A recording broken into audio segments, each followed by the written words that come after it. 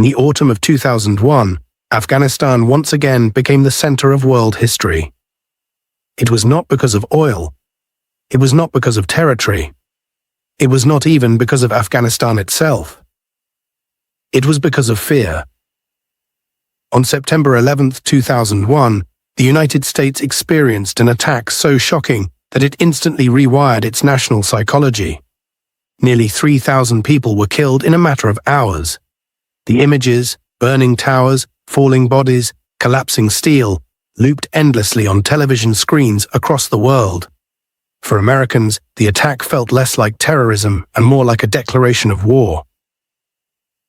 Within days, intelligence agencies traced responsibility to Al-Qaeda, a transnational militant network operating openly from Afghanistan. Its leader, Osama bin Laden, had been living under the protection of the Taliban regime, which controlled most of the country. For Washington, the situation seemed simple. Hand over bin Laden, shut down terrorist camps, or face military consequences. The Taliban refused. Their refusal was not driven by confidence, but by miscalculation. A misreading of America. The Taliban leadership had studied history, but selectively. They remembered the Soviet invasion of Afghanistan in 1979. The Red Army entered with tanks, helicopters, and overwhelming force. 10 years later, it left defeated, humiliated, and broken. Afghanistan had earned a reputation as the graveyard of empires. To the Taliban, the United States looked similar, powerful, distant, impatient. They assumed America would strike from the air, maybe send special forces, and then lose interest. They did not believe the US would commit itself to a long ground war in a landlocked, mountainous country with little strategic value. This assumption shaped everything that followed. Operation Enduring Freedom begins. On October 7, 2001, the United States launched Operation Enduring Freedom. The invasion was deliberately unconventional. Instead of deploying massive ground forces, the US relied on a combination of air power, intelligence operatives, and local Afghan allies, particularly the Northern Alliance, which had been fighting the Taliban for years. American bombers destroyed Taliban positions from the sky. CIA teams coordinated with local fighters on the ground. Within weeks, the Taliban's front lines collapsed. Kabul fell on November 13th. Kandahar followed soon after. Taliban leaders fled into the countryside. From the outside, it looked like a textbook victory. Inside Washington, optimism surged. The Taliban had been removed from power. Training camps were overrun. Al-Qaeda appeared scattered. Many believed the war was effectively over. The moment that changed everything, but the central figure of the war, Osama bin Laden, was still alive. In December 2001, US forces cornered Al-Qaeda fighters in the mountains of Tora Bora, near the Pakistani border. Intelligence suggested bin Laden was there. Airstrikes pounded the region. Afghan militias were sent in to block escape routes. But the net was incomplete. Bin Laden slipped away, likely crossing into Pakistan.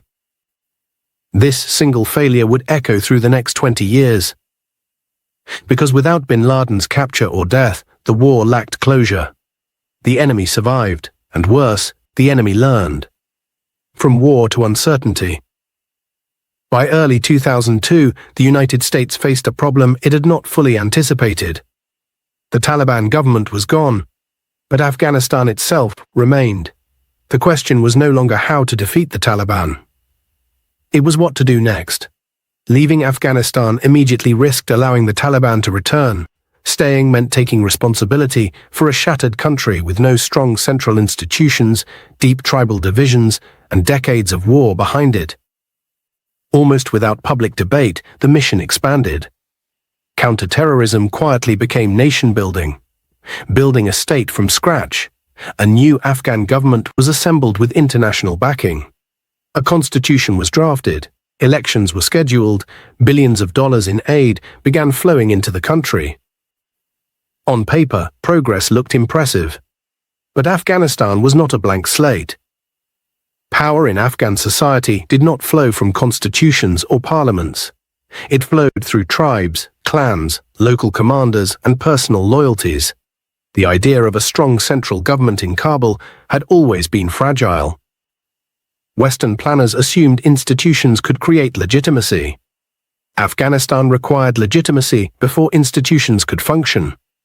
This mismatch would become one of the war's deepest structural problems. The illusion of success. In the early years, optimism masked reality.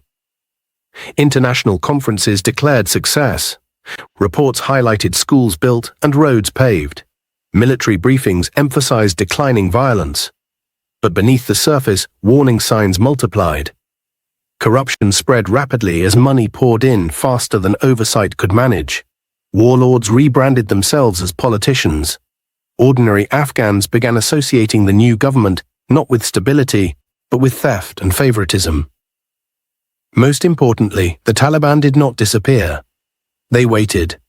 By 2003, the United States believed Afghanistan was largely stabilized. Attention shifted elsewhere, resources followed. Afghanistan once again became secondary. But the war had not ended. It had only paused. And Afghanistan, as history would show, is very patient. Why Afghanistan never really ended? By 2003, Afghanistan had quietly slipped out of the global spotlight. In Washington, officials spoke of success. The Taliban had been removed from power. A new Afghan government was in place. International conferences promised reconstruction, stability, and democracy. Compared to the chaos of the 1990s, Afghanistan looked, at least on paper, like a success story. But wars do not end when politicians stop paying attention. They end when their causes are resolved. In Afghanistan, none of them were. A war moves to the background. As the United States turned its focus toward Iraq, Afghanistan became a secondary priority. Troop levels stagnated, resources were diverted, strategic attention shifted. This was not a formal decision. It was a gradual one. Afghanistan was assumed to be good enough. But the Taliban noticed something important. The Americans were distracted. The Taliban's strategic patience. The Taliban did not attempt to retake Afghanistan immediately. They did not march on cities or challenge NATO forces head-on. Instead, they adapted. They restructured themselves into a decentralized insurgency. Local commanders operated independently. Fighters blended into villages. Attacks became smaller, quieter, and more psychological.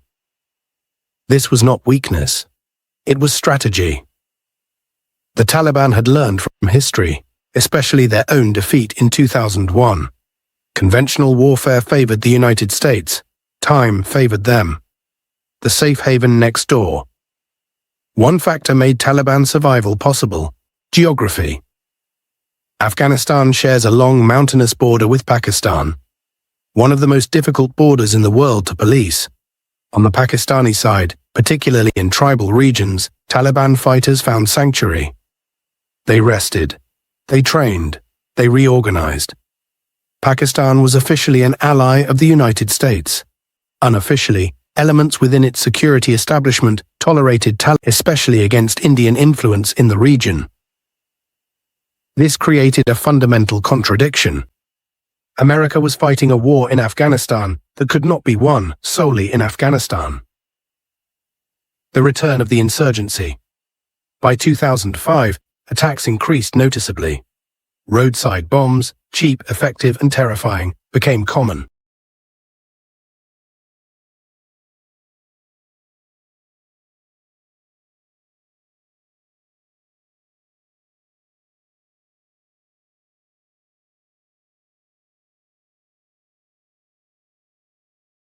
Afghan officials were assassinated.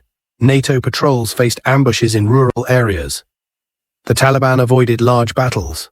They did not need to win territory. They needed to undermine confidence. Every successful attack sent a message. The government cannot protect you. The foreigners will leave. We will still be here. This message resonated, especially in areas where government corruption was visible and security unreliable. Corruption undermines legitimacy. As the insurgency returned, another enemy grew stronger: corruption. International aid poured into Afghanistan at an unprecedented scale, but oversight was weak and accountability was rare. Money disappeared. Contracts were inflated. Positions were bought. Local power brokers became wealthy. Ordinary Afghans saw little improvement in daily life. For many civilians, the choice was not between democracy and extremism. It was between two systems, both flawed, one distant, the other familiar. In this environment, Taliban influence spread not through ideology alone, but through predictability. They offered swift justice, local authority, and order, however harsh. NATO's dilemma. By the late 2000s, NATO forces faced a strategic dilemma. Killing Taliban fighters did not end the insurgency. Securing one area often meant losing another. Protecting civilians required permanent presence. This turned military success into a treadmill. Commanders could report tactical victories, but not strategic progress. Every year raised the same question. How do you defeat an enemy that does not need to win, only to survive? Confusion of purpose. As the war dragged on, the mission became increasingly complex. American and NATO troops were expected to hunt terrorists, protect civilians, train Afghan forces, support elections, build infrastructure. These goals often contradicted one another. Military operations displaced civilians. Anti-corruption efforts threatened powerful allies. Local militias undermined central authority. The war expanded in scope, but not in clarity. The Afghan government's dependence. Meanwhile, the Afghan government became increasingly dependent on foreign support. Its military relied on NATO air power, intelligence, and logistics. Its budget relied on international aid. Its legitimacy relied on external backing. This dependency created a fragile state, functional only as long as outside support remained. The Taliban understood this better than anyone. They did not need to defeat the Afghan government. They only needed to wait for its support to disappear. A war of time. By the end of the decade, it was clear that Afghanistan was no longer a short war gone long. It was a war of time. NATO measured success in rotations, funding cycles, and election calendars. The Taliban measured success in years. And in Afghanistan, time has always favored those who wait. By 2009, the war had entered a dangerous phase. The Taliban were back. The Afghan state